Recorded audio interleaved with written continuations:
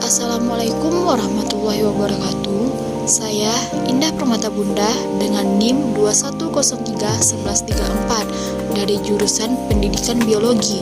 Baiklah, di sini saya akan menampilkan video untuk memenuhi tugas mata kuliah yaitu Pengantar Kewirausahaan. Dosen pengampu Dr. Armiati SPD MPD yang berjudul tentang konveksi tekstil di era pandemi COVID-19. Latar belakang krisis ekonomi yang melanda Indonesia pada masa pandemi COVID-19 ini telah mendorong timbulnya pengusaha-pengusaha kecil dan menengah baru. Industri kecil adalah termasuk bentuk perekonomian rakyat Indonesia yang apabila dikelola dengan baik dapat membantu memecahkan masalah-masalah dalam pembangunan Indonesia. Seperti kita ketahui bahwa kebutuhan manusia itu tidak terbatas. Apabila sudah dipenuhi kebutuhan yang satu, maka timbul kebutuhan yang lain. Begitu pula dengan kebutuhan sandang, maka usaha konveksi semakin pesat perkembangannya dari waktu ke waktu. Hal ini dapat dilihat dari maraknya pertumbuhan industri kecil rumah tangga yang bergerak di berbagai bidang. Sebagai salah satu bentuk usaha perseorangan dan termasuk dalam jenis usaha industri, konveksi merupakan salah satu pilihan usaha bagi masyarakat yang tidak memiliki modal besar yang nantinya diharapkan dapat meningkatkan penghasilan masyarakat dan income keluarga. Analisis SWOT terdiri dari strength atau kekuatan yang terdiri dari 1. Konveksi sudah dimiliki sendiri. 2. Tidak memerlukan modal besar. 3. Pasar dari bisnis ini sangat luas. 4. Tidak ada batasan gender. 5. Dapat dikerjakan secara full time atau part time. 6. Teknik pemasaran yang fleksibel. Yang kedua yaitu weakness atau kelemahan, terdiri dari 1. Minat masyarakat mulai berkurang. 2. Harus mampu menjaga kualitas. 3. Harus mampu mengikuti perkembangan zaman. 4. Mahalnya harga bahan dan produksi. 5. Membutuhkan waktu yang tidak sebentar. 6. Besarnya biaya yang tidak terduga. Yang ketiga yaitu opportunity atau peluang, terdiri dari 1. Tidak memerlukan modal yang besar. 2. Lebih dekat dengan konsumen. 3. Agenda pesanan selalu berulang tiap tahun. 4. Media online sedang digandrungi. Yang keempat yaitu threat atau ancaman, terdiri dari 1. Kurang tersedianya lahan. Yang kedua, persaingan yang ketat. Yang ketiga, tren yang berubah-ubah. 4. Kenaikan harga bahan baku sering tiba-tiba naik. Strategi perusahaan. Yang pertama, sosial media. Sistem marketing menggunakan media sosial, baik melalui WhatsApp, Instagram, dan media sosial lainnya seperti Shopee, Lazada, dan Tokopedia.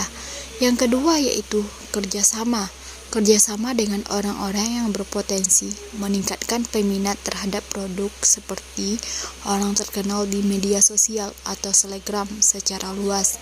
Yang ketiga yaitu video konten, video promosi yang akan disebar melalui sosial media, launching, exhibition, and personal sharing.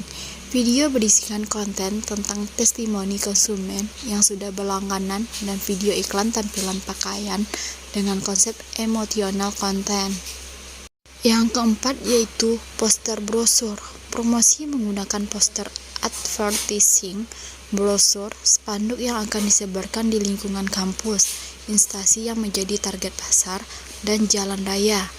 Yang kelima yaitu personal promotion, akan mengadakan promosi di setiap awal bulan dengan cara adanya penjualan diskon buy 2 get 1 free ataupun pengurangan harga pada produk untuk menarik minat konsumen. Ini adalah gambar umum rencana usaha yang akan dikembangkan, yang terdiri dari pertama, bidang usaha. Bidang usaha yang dikembangkan adalah konveksi, suatu bisnis yang digemari oleh masyarakat dalam berbagai bentuk dan olahan yang beraneka ragam, sesuai dengan kebutuhan dan permintaan dari konsumen itu sendiri. Yang kedua yaitu jenis produk barang. Produk dari usaha ini berbentuk bahan sandang yang menyediakan inovasi baru yang mempunyai lahan dan kualitas yang bersaing dengan keadaan pasar sekarang. Yang ketiga yaitu kegunaan, keunggulan, keunikan, dan inovasi produk. Keunggulan dari produk ini yaitu sebagai produk dengan desain yang menarik minat konsumen. Keunikan produk ini yaitu konsumen dapat memesan sablon yang menarik sesuai keinginan pribadi. Inovasi dari produk ini yaitu baju, celana, hijab yang sesuai dengan semua kalangan umur. Yang keempat yaitu dampak usaha terhadap lingkungan, terdiri dari ekonomi. Usaha yang bergerak di bidang fashion yang bisa membawa dampak baik bagi nilai ekonomi mahasiswa sembari menjalankan pendidikan di universitas juga.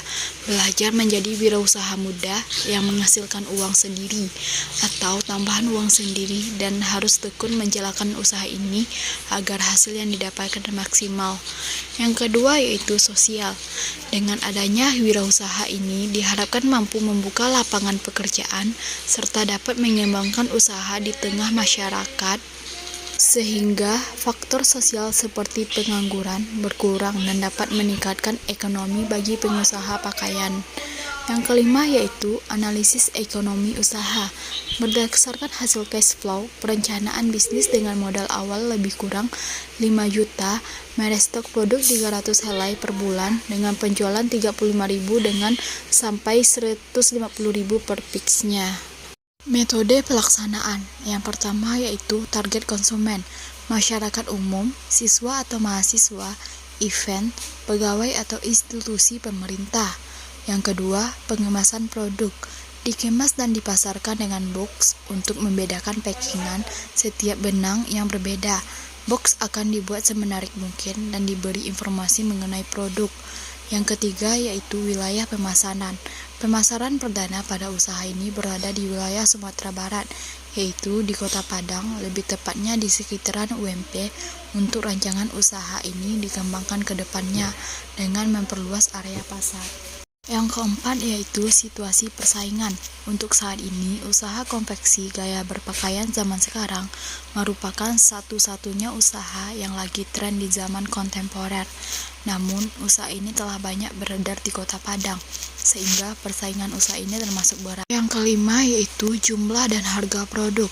Harga jual produk ini disesuaikan dengan harga pesaing, bahkan harga produk ini bisa tergolong lebih murah dibandingkan dengan produk yang dijual di pasaran, yaitu dimulai dari harga Rp35.000 sampai dengan harga Rp150.000 per piksnya. Anggaran biaya, jenis pengeluaran yang pertama, produk penjualan dengan biaya Rp3.500.000. Yang kedua, tenaga kerja, biaya Rp500.000.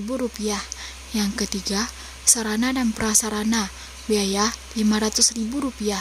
Yang keempat, dana tidak terduga, biaya Rp500.000. Jadi, total jenis pengeluaran semuanya yaitu Rp5 juta. Baiklah, sampai disitulah hasil video saya. Kalau ada kata-kata yang salah, saya minta maaf. Saya sudahi dengan wassalamualaikum warahmatullahi wabarakatuh.